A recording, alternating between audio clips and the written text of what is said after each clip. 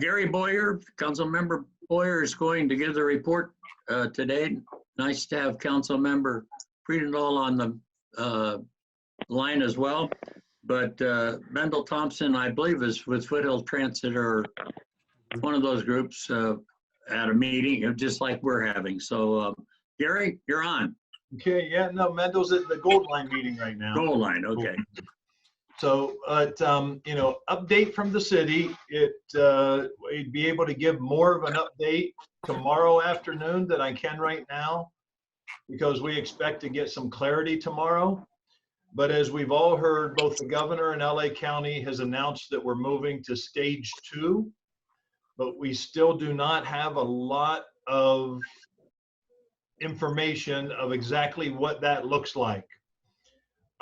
Some of the things we know for sure is that retail businesses are going to start to be open, but only for curbside pickup. What's still unknown is, you know, how do you decide what you want to buy in a retail store, and how do you let somebody know if you don't have the ability to go inside? So if it's call in or order online and pick it up at the curb, those are things that are still unknown.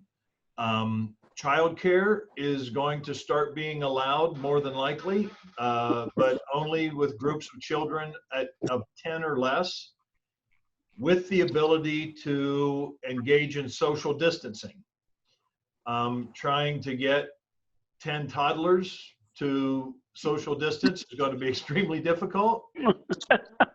But the good news with all of this, and I'm sure everybody on this call is reading the reports, you're seeing everything. Joe has posted a lot of information that's been really helpful. So we know what we're looking for. It's just a matter of how it's being interpreted. So for right now, there's really no real clarity. I think every business owner has to read the information and interpret it for themselves. The one thing that I want to make clear to everybody, and this is really important, is that the city of Glendora does not have the authority to lift any of these restrictions. And it's also important to be clear that the city of Glendora did not implement any of these restrictions.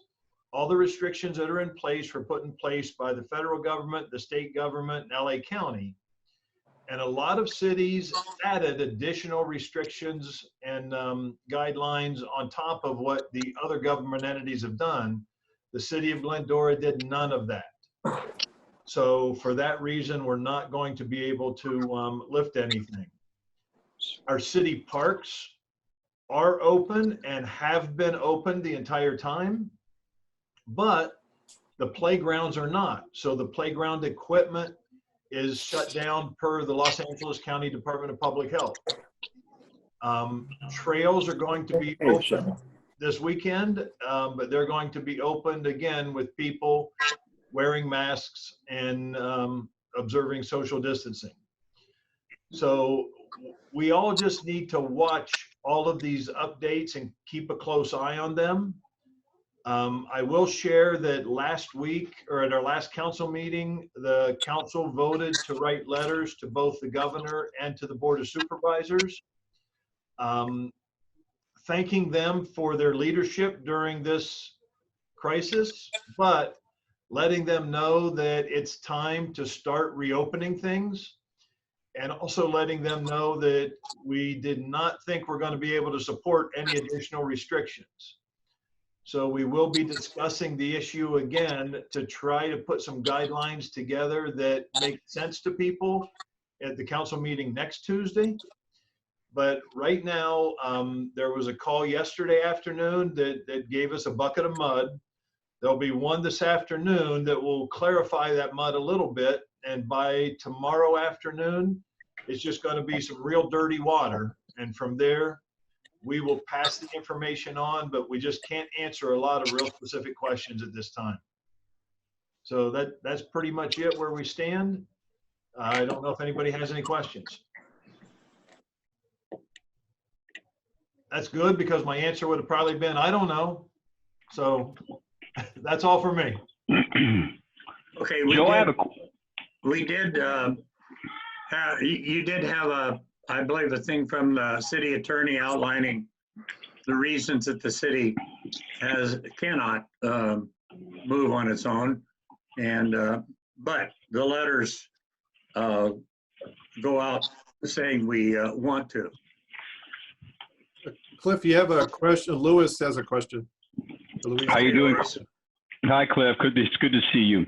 I do have a question. I'm just curious to find out. I have heard that there are efforts to demonstrate from a sub-region perspective that the number of cases and the acquiring cases, the rate of acquiring cases is very low in the cluster of cities of Glendora, Laverne, San Dimas, and Claremont. So I was curious to see if the elected leaders of those 4 cities are working collectively or have considered working collectively along with the chambers in making a request to the County Board of Supervisors of allowing you to reevaluate stage 2 restrictions given the limited number of cases that you have as a sub-region. Well, I can answer that. And first off, yes, we are working very closely with all of our surrounding cities and the San Gabriel Valley in general. But let me just give you a little bit of information about the numbers that the county's reporting. If we're seeing numbers attributed to a specific city, that could be that the person resides in the city. It could be that the person took a test in that particular city. It could be that the laboratory that did the test is located in that city, or it could be that the person is hospitalized in that city. So you'll see, for example, a city like Covina has very high numbers. And the reason they do is because they have a testing facility, a laboratory, a hospital, and naturally they have residents. So the numbers that are attributed to individual cities really don't mean a whole lot. I personally wish they wouldn't do it, but the county has explained to us the reason they want to announce the numbers per city is to just make it clear that this is an issue that affects everybody in the county, not just particular hotspots. Another scenario that I like to point out to somebody, let's say we have somebody that lives in the city of La Mirada, but they work in the city of Pomona, and they got tested in the city of Covina, and lab in Arcadia, did their test, and they end up hospitalized in the city of Pasadena. We have no idea where that case is going to be attributed to. And the other question is, what city does that affect most? What opportunity did that person have to actually pass the disease on with interaction through other residents and everything?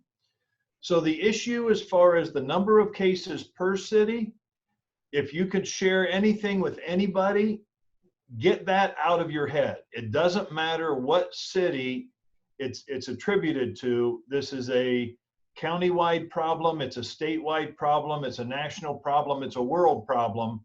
But when we look at those numbers that certain cities have lower numbers, it really means absolutely nothing. Thank you. Any other questions? Joe, you got any other hands up? Nope, that's it for that one. Okay. We prepared a letter, Joe and I, to send from the chamber. I sent that to you this morning, supporting the letters that have been sent to the county and to the governor related to getting our businesses open.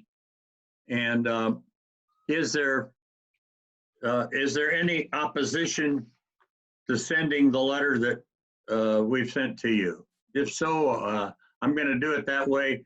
Is there any opposition?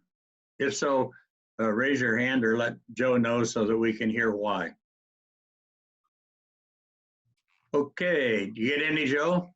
Nope. Okay. Cliff, Well, Gary has a question. I'm sorry, I was looking for the button to raise my hand. Not, no issue with the letter, and I think it's very important, but the one thing that I think might be a good idea to have in here is to request more specifics as this information comes out. Because that's our biggest problem right now, is when people are asking questions, and Joe, pipe in if you have a different opinion, but most of the time the answer is we don't know what to say because the information is so vague. But in regards to what businesses open, you talking about? As to which businesses are or are not allowed to open, how they can open, exactly what, because they'll make comments like things can open at a reduced capacity or at 50% capacity. Well, 50% capacity to the number of people that the fire department says are allowed to be in the business, or 50% capacity of the average number of customers that they normally have. It's just really hard to answer questions, and I think it would be helpful from a business standpoint if we had a little bit more clarity as to what they're trying to accomplish. Just my opinion. Can I come at that from maybe a slightly different angle? I'd rather have it be undefined. Let the business define it. The only people that are going to come in are the health people, and the business would have to define how they did 50%. If we ask them for a definite way to do it, does that muddy the water more than having the business say, here's how we figured our 50%? And wouldn't it be Glendora PD? The health department could come in, and I understand has come in a couple instances in the city, but other than that, it would be RPD that would be defining it, wouldn't it? Yeah, it would be the PD and or the county health department. The issue that I see that I got to tell you is actually pleasantly surprising is a number of business owners that I have talked to that desperately want to follow the rules. Right. And so my concern, and actually, Cliff, I agree with a lot of what you say, but my bigger concern is there's going to be people that may choose not to open or may open at a lesser capacity than some other businesses because those specifics are not there. Okay, do you want to give us was there a paragraph in any of the letters that went from the city that asked for that? No, well, yes, we're asking for specifics on everything, but in this particular situation, I'm looking at it as a business person standpoint, because we are in a position. I look at my own particular office. Okay, I've got, I think, 38 real estate agents, but I typically have no more than maybe 10 in the office at a time. So, what does that mean for me? We are probably going to be allowed to have meetings of people of 10 or less. But I don't know if we're going to be able to meet with clients face to face after the stage 2 is released.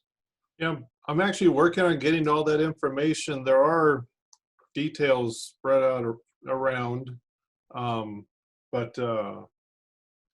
should have more soon. But yeah, I don't know. I kind of agree with Cliff. Maybe we don't add that. We just look for the information. Okay, I have no problem with it. The letter is what's important, to get it out there to say that we need to do this. Yeah. Bob Cruz has a question. Who? Bob Cruz.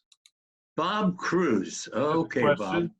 Hey, Cliff, I'm still outside your door trying to get in, man. Open the door. Well, you don't have your mask on. I can't let you in. No, I just want to say that I appreciate the efforts, not only of the city and the chamber, to get in the chamber, especially to get a letter. I think it's important to align the letters, which I think you did, with the city's letter. But what's important is for the businesses to realize that there are certain guidelines, LA County, I think you mentioned that, CDC, that the health guidelines are still apply. We're opening up businesses in phases. I just want this to be, to be aligned with each other as possible, because businesses, when they read the letter from the chamber, we want to give as much information, even if you say there's more details to follow. I just think it's important to let them know that we're going to provide even more information. I think Joe and the chamber has done a good job keeping our business community apprised. It's a good idea to do the letter. I just wanted to make sure it's aligned with the city's letter and that there's more information that's going to be available. That's my 2 cents. Okay, well, that's why I put in that the Glendora Chamber of Commerce supports the April 30, 2020 letter that was sent to you by Glendora Mayor Michael Alawas on behalf of our residents and businesses. That's why I put that in. Yeah. Okay. And to me, to repeat everything that the city has said, they're not going to read anyway. No, you're right. And then just to say more information will be following, and Joe again has done a good job continuing to educate and inform the businesses. So that would be it. Yeah, I'm going to share something in regards to that in a minute. But, okay, Bill, and Joe, you can add it to that. You can add a sentence to the letter if you want to that effect. Bill Rue had a question too. Bill? It's really in regard to specifics. One of the things we're hearing is that the sit-down restaurants or dine-in restaurants might be able to be opened as long as they have reduced capacity. Again, it gets back to what you said, Cliff. Is it seating capacity? Is it average daily capacity? What is it? But reduced capacity, and everybody must have a face covering. How do you have a face covering and eat in a dine-in restaurant? Underneath. They haven't defined that yet. You can do takeout, go home, even go to your office when they're open, and you can eat. But how do you sit in a restaurant with a face covering and eat? That doesn't make sense. Yeah. Right, and yet we need to get our restaurant businesses open again. So, but how do you do that if they say you have to have a mask or a face covering? I understand what you're saying. That's part of the craziness of it. And capacity. A restaurant may have 100 seating capacity, but every day they never meet that. They meet 50 people a day. So would it then be half of that, which is 25? Would it be half of the posted seating requirement? How do we know? Yeah, No, I think that's what Gary was saying, that is an issue. And it's not going to be something that is probably going to be the same in Los Angeles County as it is in Riverside, Orange or San Riverside or Bernardino, San Bernardino. Yeah. And that's crazy. Luis has another question. I just want to ask those who might have the answer to this question regarding what Bill was noting on the restaurants. Mind you, I live in Rancho Cucamonga, San Bernardino County. Is there a distinction at the restaurants who have outdoor seating versus indoor seating, and that you can have, if you provide outdoor seating and you ensure social distancing, you might not have to wear a face mask? If you're beyond 6-7 feet from other people, do you really require a face mask? So I'm asking the question, has anybody seen criteria that would allow such for outdoor seating? At this point, what I've seen, I have not. The only thing I have seen is the kind of preliminary, what it's going to look like, or like in a restaurant where there's booths, they'll use every other booth. The first phase will be 25% capacity, maximum of 2 people facing each other. Now, while they're at the booth, it doesn't look like they have to have a mask on, but going in and out, they will. So it's just, the big question is a restaurant going to even be able to live on that?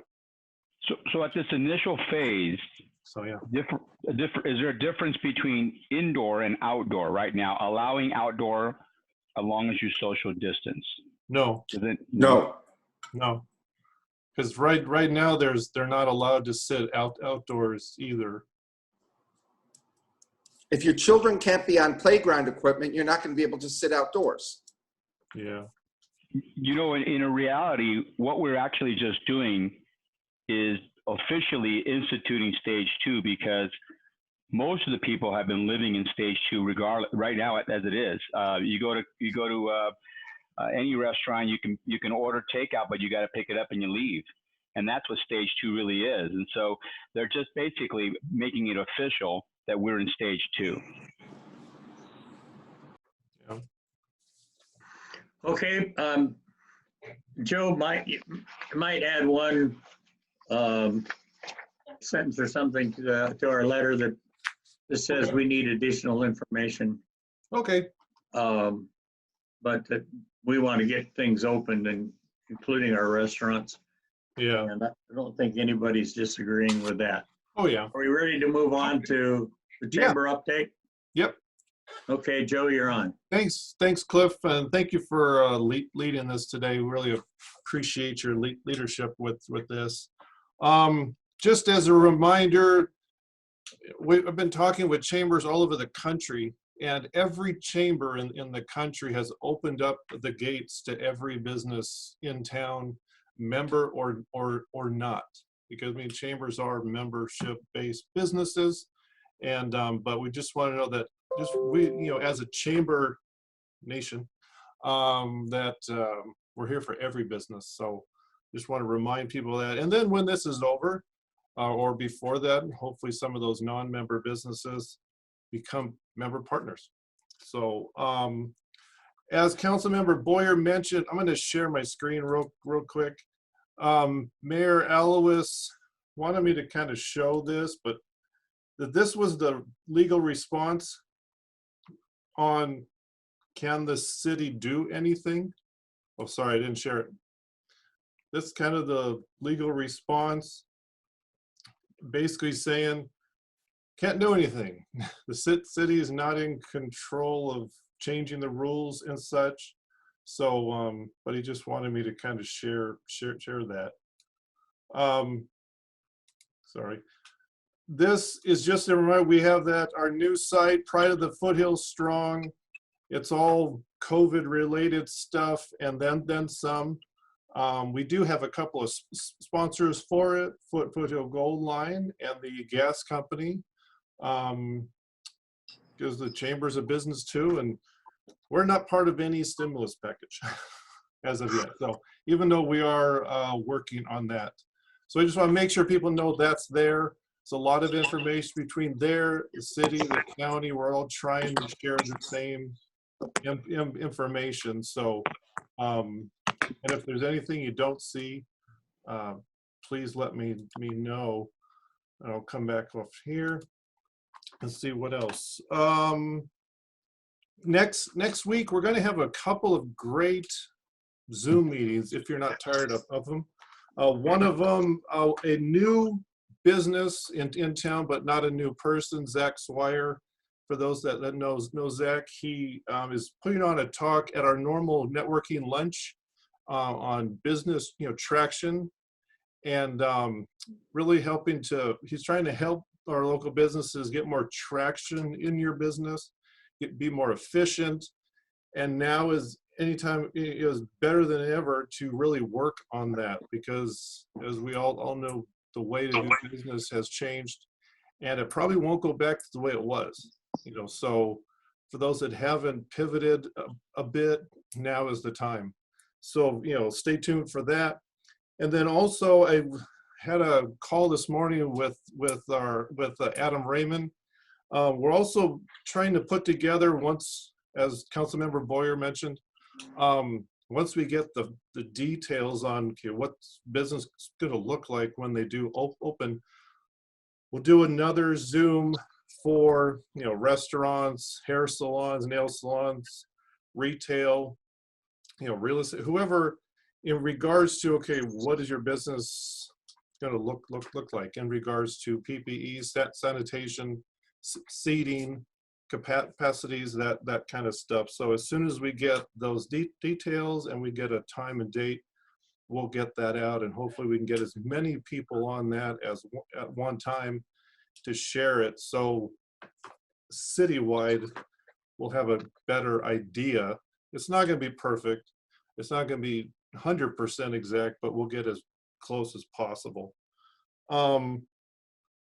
Also, for those still looking for the PPP loans or that haven't been able to do it, we do have several smaller banks in town, credit unions, that are still taking applications for that, and they have funded a lot of loans in town. So on our Pride of the Foothillsstrong site, there's links to 2 of them. And you know, the chamber's open here. I mean, I'm here, doors locked. Anybody have questions, concerns, want to talk because you're lonely, please let me know. Any questions at all? No? Okay. Well, I think that every member is grateful for what you're doing and how you've set the website up. And it is a great resource. And if we as legislative committee members get questions, I think we can refer them to the chamber website and be confident that they're going to get the latest information. I know that Marco sends information to us each day, and Joe updates that on the website. So just keep in tune with that. And Joe, thanks again for a great job. You're doing a much better job than a number of other chambers are doing. Thank you. I mean, I'm here. Michelle's home doing the web, you know, the social media stuff. So we're trying to help as many as we possibly can. Okay, we'll move. Valerie, going to add you in here. I'm sure you've got some great information about what's going on in the economic development piece of Glendora. Sure. We are keeping busy, although we are closed to the public. We are available to everyone via phone, email, Zoom meetings. So we are keeping pretty busy. With regard to active projects around town, just to give everyone an update, I'm sure people have seen that the Raising Cane's is up. They started framing over in the marketplace, but they did go ahead and put that on hold. They just wanted to be sensitive and strategic about when they would finish and get ready for their grand opening in the midst of COVID. So that's on hold, but once we start seeing that we're coming out, they'll get restarted on that again. Also, the project over on Arrow and Sunflower, the Glendora Public Market, they are continuing to work on that. If you haven't passed by, pass by. They're making great progress. We are working with them on finishing up some of their plans as they get ready to strive towards their grand opening. Got several applications in place. We've got an application for a conditional use permit for beer and wine for the Diplomat Junior expansion in the village. Sam's Club has an application to add some additional pumps to their fuel station. There's a car wash application for the Old Palms restaurant over on Grand. Lots of applications in for residential projects around town right now that are in the works, and we continue to meet and keep in contact with some of the property owners or developers with interest on some of the strategic sites around town.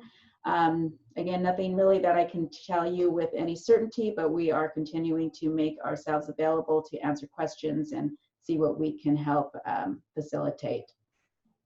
Also with new businesses, it's, right now I think what we have seen is there's been a little bit of an uptick in applications for home-based businesses. People may be looking to start something new while they're stuck at home. And I'll just close out by saying that I was just informed earlier this week that Glendora was once again, for the 9th consecutive year, voted as the best friendly city and best downtown by the Reader's Choice Awards. That's something that the San Gabriel Valley News Group does. They go ahead and collect voters from their 3 papers, the Tribune, the Whittier Daily News, and the Pasadena Star News. So again, the city was voted best in the San Gabriel Valley. Something that we can, use as a marketing tool as we come out of this and get people to come back in, as that lays out. And we always have a number of businesses around town that are awarded that as well. I haven't got that list, but I will, and we'll share it as well with the chamber, and we'll go ahead and try and help use that to market the city. But with that, I'll close out if anybody has any questions. Any questions for Valerie? Thank you, Valerie. Appreciate your keeping us up to date on what's going on in town, and it's hard to get a new business started when you can't go into it Right. to enjoy it. So thank you, and keep up the good work. We're going to be open here for too long, I'm sure. Okay, Dr. Vors, you're with us for a couple more meetings, and so you're on. Kind of update us on what's going on in the schools and what we can expect coming up. Yeah, I'm not sure if I know what to expect either, but I can tell you we're so happy. Elizabeth and I are so happy to be able to talk right now, about a half hour into the meeting. We were just on a 4.5-hour Zoom call yesterday. Can't hear him. The LA County Commission on Rob, we're having a hard time hearing you. And we were only the last half hour of it. So this is pretty nice. I might be able to help. Our Yes. area. Can't hear him at all. Rob, we're not able to hear you. Can you plug us in a little bit better? We can't really hear you. We can always mute him. But as far as the schools, It's his internet. Joe. Yeah, I can mute him. We've been closed. All of our schools have been closed. It'll stop in a second. Oh. Okay, there you go. Joe. Yeah. Go ahead, Elizabeth. Okay, so No. Rob's microphone did this yesterday when he was talking about our 4.5-hour No. Zoom call that we spent with the county commission. So a quick update. Sorry. Rob, can you hear me? We spent 4.5 hours on a Zoom call yesterday with the county commission, and we were able to have our trustee district map and voting sequence approved by the county commission, which will put us on time to be able to hold our trustee district elections in November.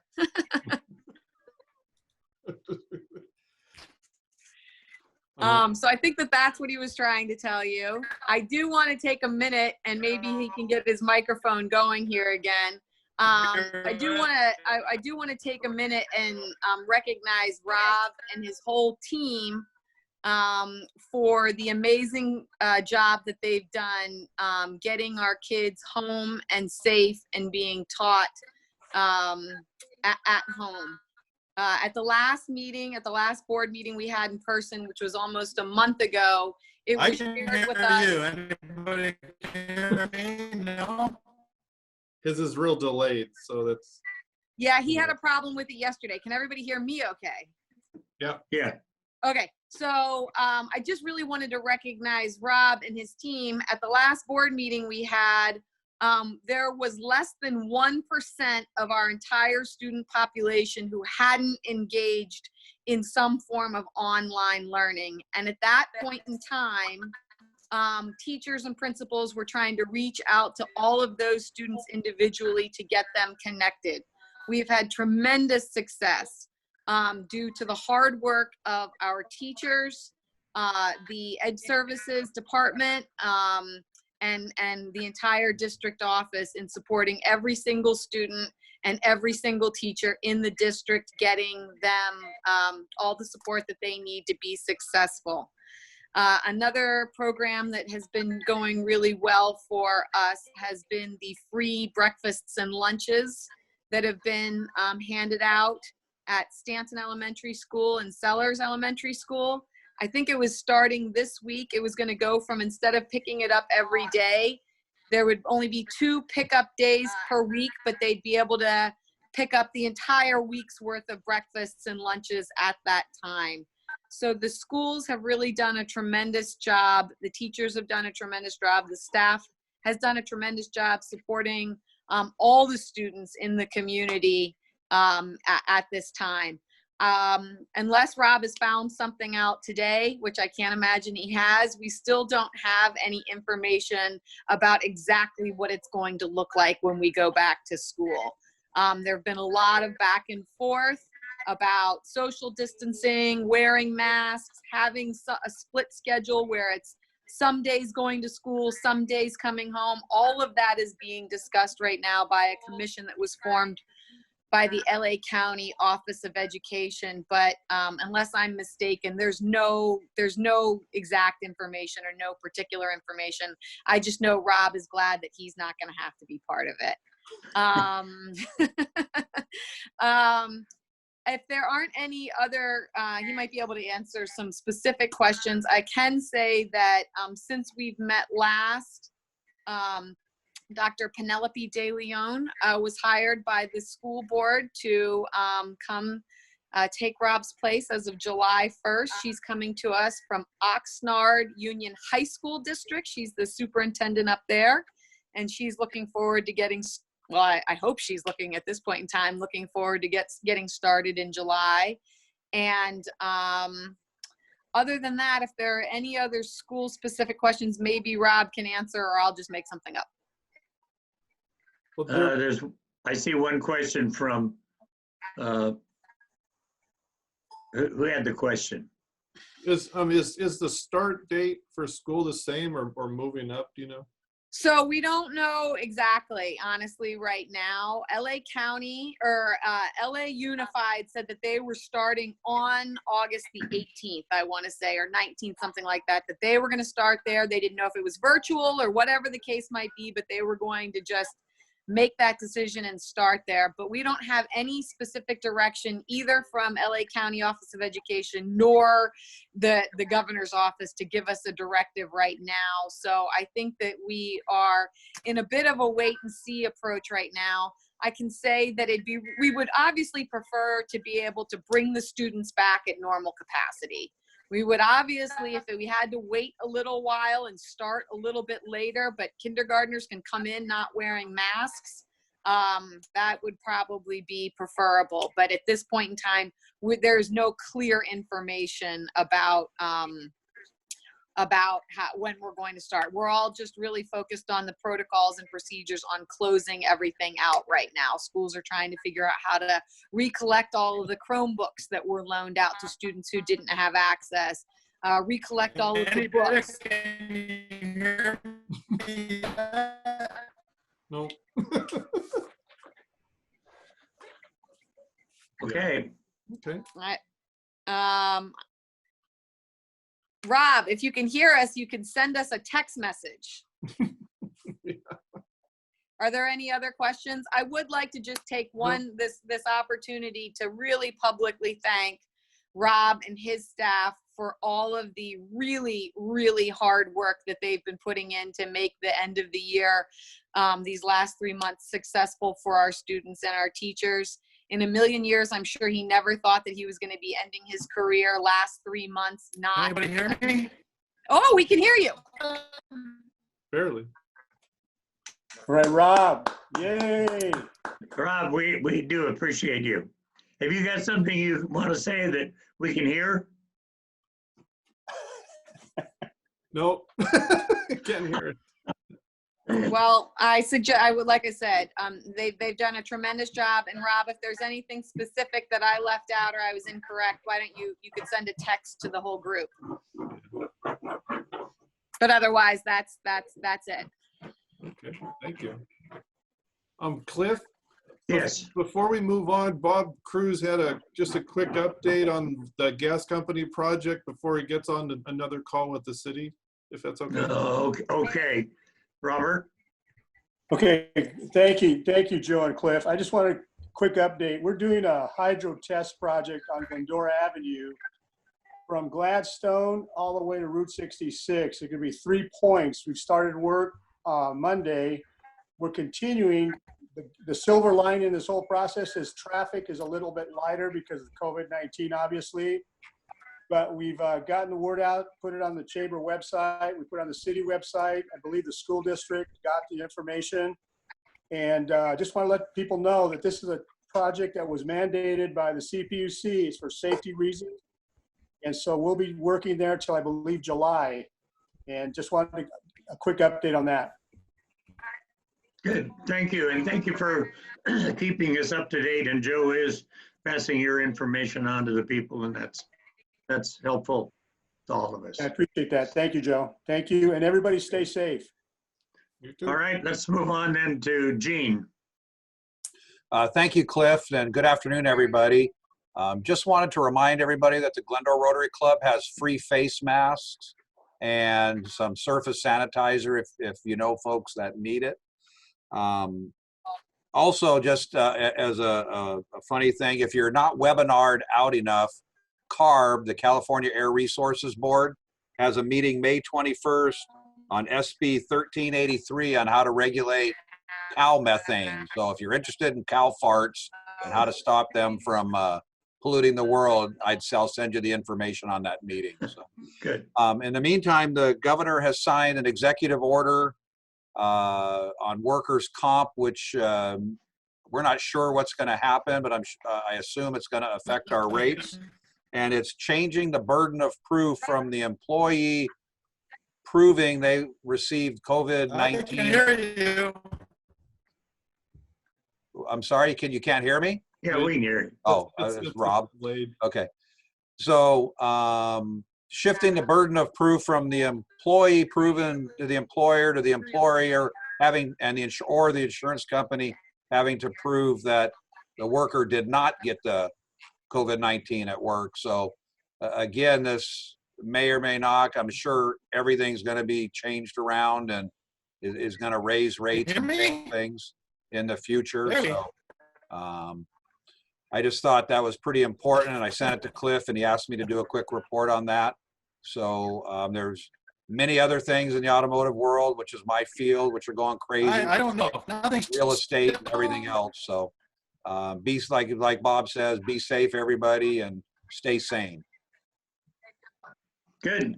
Thank you. May I weigh in on the workers' comp issue? Yes. You So may.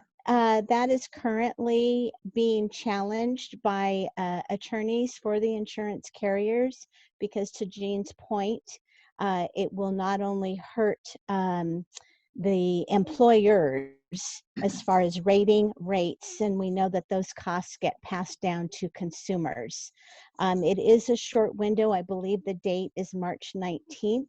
If you have COVID and you had a job, you basically can claim workers' comp. So it's some scary stuff. And you'll keep us up to date too, okay? Absolutely. Great, Marilyn. Appreciate it. Any other questions or comments on that? Let's move to Bill Rue and AB 828. Thank you, Cliff. I'll try to distill this down as best I'm able to something that is more easily understood. AB 828, in short, forces every landlord in the state of California to reduce their rents by 25% for a 12-month period. At the end of that 12 months, you cannot try to recoup any lost rent. This has been done by an assemblyman named Mr. Ting. He is asserting that because people have lost income due to coronavirus, that they're unable to pay their rent, and therefore they need some type of relief. The measure is unconstitutional by both the state and US Constitution. No government can go in and simply abrogate an agreement between two parties. It brings up another point that one will ask, where does this end? Right now we're talking about rent. Well, what happens down the line when that renter can no longer pay their MasterCard bill or their Macy's account or their car payment? Are we going to start reducing that? It doesn't recognize that, and Gary Boyer knows this in his real estate world. Many landlords still have mortgages. They have to pay that mortgage. You have a situation where, in many cases, the landlord has just put out a huge amount of money to upgrade a property. You still have maintenance, you have ongoing insurance costs. So the question becomes, how can a state legislator arbitrarily decide to put in a bill that forces rents to be cut by 25%? You do not need proof of income that you are struggling. Question becomes, many of those who are unemployed and would benefit from this are getting almost $3,800 a month in unemployment. $350 a week, which is the base, plus another $600. That's $3,800 a month, and they still can't afford to pay their rent. One of the people with CAR, and I was on a call earlier this week, noted that they talked to a property manager in downtown LA. The very people who are saying they need a rent cut, they can't pay their rent, are having marijuana and alcohol delivered to them on a daily basis. Where does this end? The California Association of Realtors feels this is very unnecessary. Most landlords across the state have been able to very successfully negotiate with tenants when there's a problem. A good landlord with good tenants is willing to work with them and always has. I won't go into any more of the details unless there are questions, but I would hope we can see what this would do. If a landlord is suddenly forced to reduce their rents by 25% and they cannot make their mortgage, they then turn around and wind up perhaps losing that property. That property may go into foreclosure. At the same time, the assemblyman is putting this through. He's not asking anything of the tenant themselves, any sacrifices to be made. It's all being put on the landlord. And if there are any questions, I'll try to answer them. Anyone with a question? Okay, go ahead, Jim. I'm a landlord in the city of Glendora, Right. And unfortunately, and I'm a little guy. I'm just a guy, and You're a regular landlord. A regular landlord. I'm not a conglomerate. I'm not this. I'm just Jim Martindale. I'm your landlord, and we obviously have had a tremendous impact. We've got restaurants and nail places Right. and hair places and da-da-da-da. And as a commercial, and by the way, the other side of AB 828 is 939, which is for Right. commercial buildings. And we're not getting the kind, I've got mortgages on my property, and we're not getting the kind of relief that I still have to pay my mortgages. And you got to know that I'm not getting, Right. So I will be honest with you. If this goes through, it would cost me $1.5 million in 1 year that I can't get back. Right. And I don't have that kind of money, you know? CAR is looking right now, Jim, CAR is looking to try to get an idea on how many properties, commercial and residential, might wind up in foreclosure if this goes through. Yeah. We feel that that's a number we need to present to the legislature.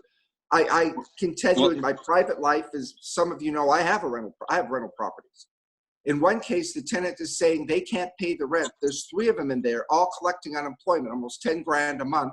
And they just called me. They found out about this through some tenants' right group and said, could I cut their rent 25%? I said, nothing's gone through yet. You know, this will be detrimental across the state. And on the CAR call earlier in the week, one of the property managers said, if the state feels so strongly about this, why don't they just buy up properties at market value and then let them go for whatever, rent them for whatever the state feels is fair. But this is a private contract between 2 parties and the state cannot abrogate it. It's unconstitutional.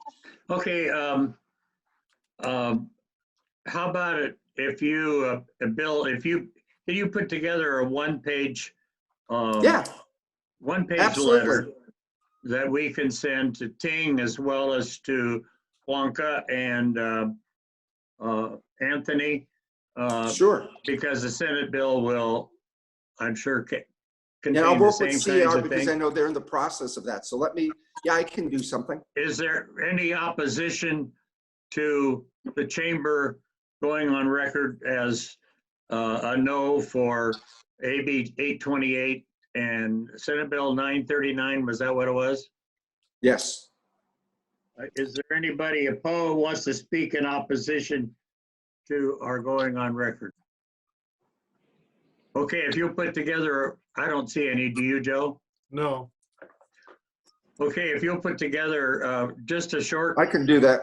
One pager and get it to Joe. We'll get it out as a chamber opposing those 2 bills. All righty. And I believe that Marco, you're on, so you'll online, so you'll know that you'll be getting it and maybe pass that information on to Senator Portantino as well, if you would. Okay, thank you, Bill. Appreciate it very much. You're welcome. And Kim Henson, I know you're on. I have a copy of your letter in relationship to, you own a beauty salon here in town, I believe. Is that correct? Kim, are you still on? She's there, but muted. Okay. We'll continue to work on that because we have several barbershops and beauty salons and others in town that are suffering in the same way that you are. We're going to move to reports. Enrique on? I didn't see it. Bob Pence on? There's someone, there's a phone. Let me unmute that. I don't know which rep it is. Hi, Joe and Cliff. Can you hear me? It's Bob Pence. Bob, yeah. Okay, there you go. Yeah, I'm sorry. I'm having internet problems at the house, so I'm participating on call. But I just kind of, we got some reports on the PPP spending for the second round. I just wanted to share those with the group. During the first round, the average loan size was $206,000. In the second round, it's smaller. It's $79,000. In the first round, these are numbers as of May 1st. So this last week is not in those computations. They did 1.229 million loans in the first round, and then that number is substantially up in the second round. They've done 1,993,000 loans. So you know, that should be in excess of 2 million. You know, with the the last 7 days added in. And we just found out that obviously there's a huge backlog at the SBA, and they've quit taking additional applications in the second round so that they can process through the backlog. And they've capped loans. They used cap was 2 million. They sort of unofficially, without telling anybody, capped loans now at 150,000. And so that's sort of the most recent stuff that we've been told about the PPP program. Okay, thank you. Any questions of Bob? Is there any way we know how businesses in Glendora are faring as far as getting money? I do not have that break. I know I've been I know Fonz had some success over there at ACCU, and you know, I think the last time she was talking to me, they had done 60 million in loans, you know, which was great news. But we do not have a city by city breakdown yet. Okay, thank you. Gary, do you have any further information on that? Gary Boyer? No, we haven't seen anything that is specific to it, but just on a personal note, I know when the first round ran out of money, I did not know anybody personally that had received the PPP loans, but now there's a lot of business people, a lot of small business people that have gotten them. That is really been a huge benefit to them. And now the next obstacle is getting people back to work and hoping these loans are forgiven. Yeah, it seems like this past week is when most people have seen something. Okay, good. Like all this. Oh, good to hear. Yeah, just this week. All right, Marco. Yes, thanks, Cliff. It's good to see you all, you guys, virtually. I can't believe. How come you don't let us see you? Well, my work laptop doesn't have a camera, so you guys are probably blessed not to see me as well. We've been at home almost for, I mean, it doesn't feel like almost 2 months, but it's been, you know, we've all been kind of isolated for nearly 2 months, and our primary role from our office has been to really help constituents. We primarily have been directing people. So we get lots of people who come to us regarding SBA, and we have to then direct them to their proper congressman or woman. And then we've been dealing with an onslaught of EDD cases that I'm sure Taylor in Blanca's office has been dealing with. And so that has been kind of an ongoing 8 hours a day type of thing. Emails are always just pouring in and really trying to get people kind of in the right stream, I guess you could say, for what benefits they should be getting. Besides that, we've been disseminating information. As I think you mentioned earlier, Cliff, we send out a Cal OES blast, or at least I do, to all you guys every day. And then Gene, this may interest you. I think we're going to be limited to only 5 bills, and they might only be, and I think they're only limited to COVID. So, and that's simply because so the first week of April was supposed to be the recess for the spring recess, and that got extended to May 5th. And Senator Portantino is going back up to Sacramento starting Monday. And so they'll be back in session, and as to what kind of session it is, I'm not really, I mean, there's going to be very bare bones, if not any staff up there. So, and all the bills, from what I've understood, have to be related to COVID, but I think that's still up in the air.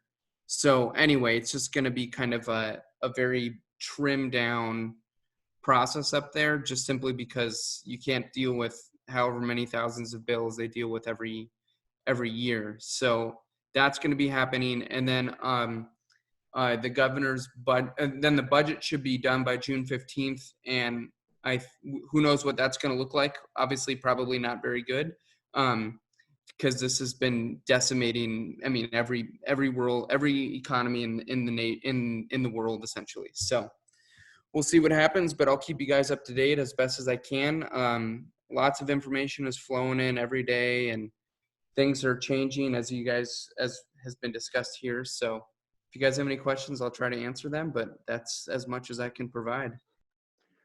Thank you, Marco. And I hope that you will let the senator know our discussion relative as a city to getting other businesses opened and how we're going to do that, and so that we have some consistency and can get this process moved on.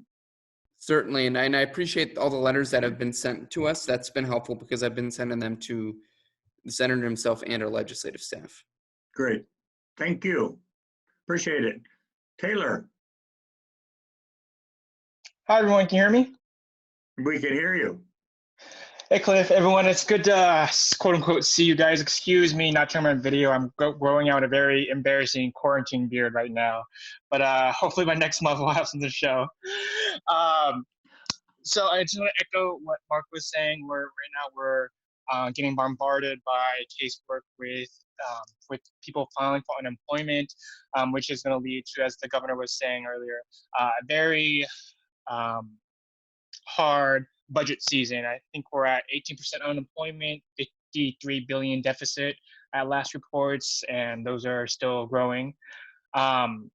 Like Marco was also saying, our bill package is drastically reduced. The Senate's only hearing bills that are COVID related. The Assembly, they're leaving up to the different committees. We have, I think, 2 bills for sure that we're going to do. AB 2030 is one of them, which is a cow growth program. We'll hopefully help out some students in our district. And we should know by next meeting which bills we're actually still moving forward in the process. And just wishing you all the best and hoping you all stay safe, and we'll be sure to relay any information as it comes in. Taylor, thank you. And if you will make sure that Blanca gets the information relative to the interest of our city getting open and consistently getting open. Mm-hmm. We're right there with you. I'm sure she's hearing that from other cities as well. Any questions for Marco? Thank you for being on today. I think Glendora schools, we've probably had a full report on those. Okay. And real quick, sorry, Rob sent me a few texts. He took his shoddy microphone and hung up on us, but he did send a few texts that he wanted me to give a quick update on. He did want me to let you know that the governor's May revise is brutal for K-12 education, that we were expecting a $3 billion increase to our budget, state budget next year. The revise that he just sent out is now an $18 billion deficit, so reduction. So it's really going to make a very hard impact on all school districts, but ours that was really needing some funding to be able to do things. We don't know what the future holds and what sort of additional technology infrastructure we may require to be able to continue virtual learning or whatever it may look like. But that governor's May revise is certainly not looking great as far as the entire K-12 school budgets are concerned. He also wanted me to let you all know Michelle Hunter, the Assistant Superintendent of Ed Services, is also retiring at the end of June with Rob. And we had 57 applicants for her position, which is it's amazing. And they are holding those interviews today and tomorrow to fill that position.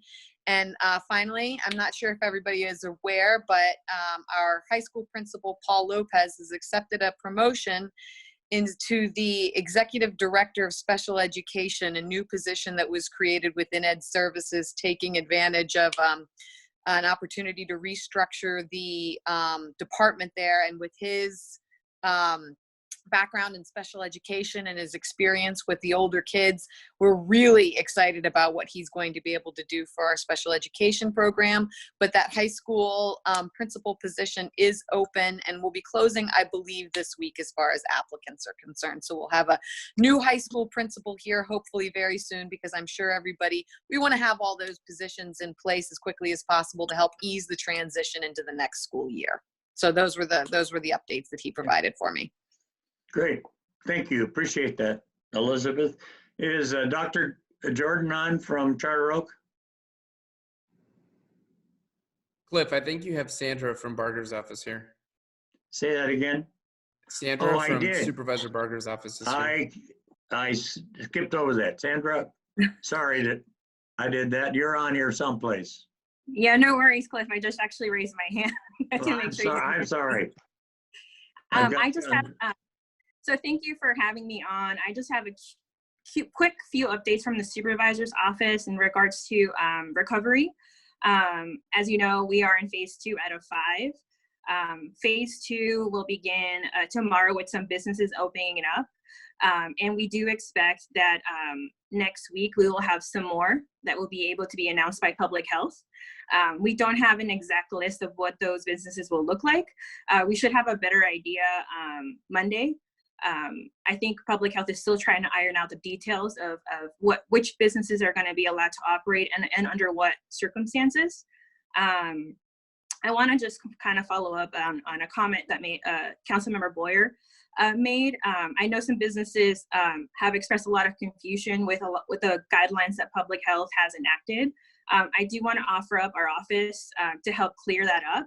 So if you have any businesses that want to know if how they're operating is the right way to go, please have them reach out to us, and we can connect them to public health. And inspector will talk to them directly and see if whatever they're using for operation is appropriate and in line with county public health order.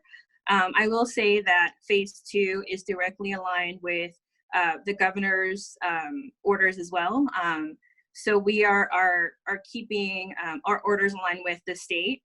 As you know, the county cannot be less restrictive than the state, so we're working in partnership with the governor's office in guiding us to what we can open in the next coming weeks. We still don't have a timeline for phase 3. We are still being guided by the numbers of positive cases, and those have recovered. So far, it's holding on steady. The numbers that you're hearing every day are going up, but it's a direct result of more testing being done. So just wanted to put that out there. And then the next thing that I just wanted to say real quickly is the governor's Great Plates program. The county is the administrator of that program locally. We have had a lot of cities, including City of Glendora, interested in partnering with the county, and we're making those connections with our workforce development folks. In the meantime, while the details are being ironed out, we do have some restaurants in Glendora who have expressed interest, and we have forwarded those names to our Office of Emergency Services, who is the lead. If you have seniors that are interested in participating in this program, please have them call 211. 211 is the county phone line hotline that will direct them and pre-screen them for eligibility. Eligibility is being determined directly by FEMA. I mean, they have strict guidelines. So just wanted to make mention of that. That's all I have. Thank you, Sandra. Keep the pressure on to keep this thing moving. We're doing our best. What? We're doing our best. Okay. We'll keep pushing from out here because our businesses are hurting bad.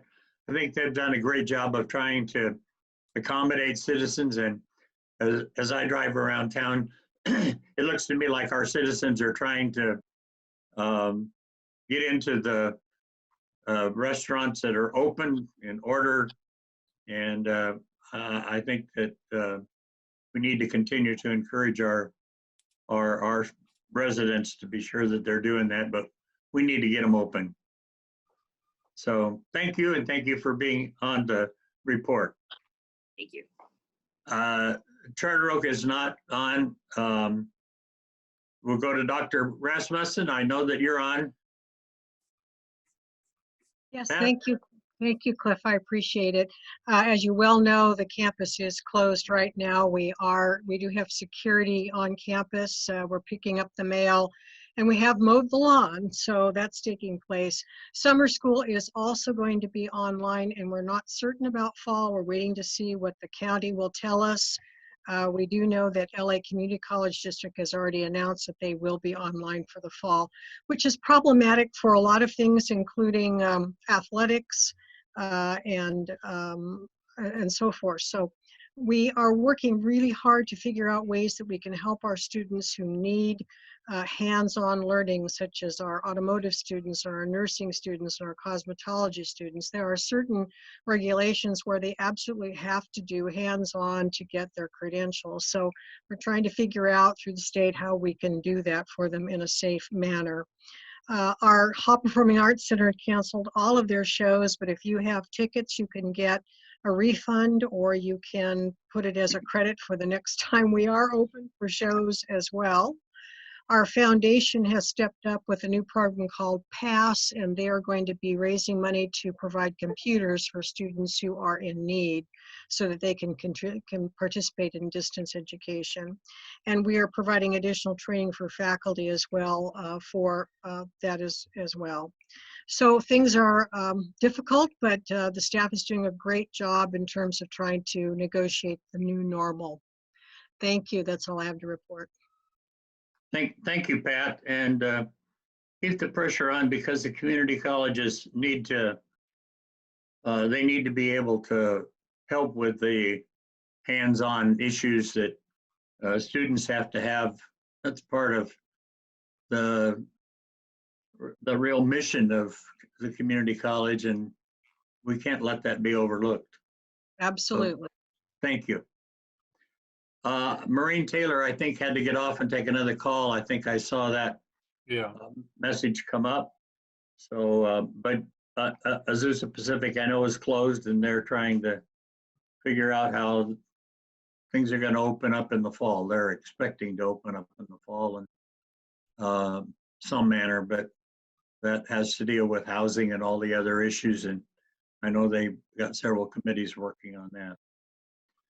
Jeanette from Edison, are you still on? No, she couldn't be on for security reasons, she mentioned. Oh, okay. Yeah.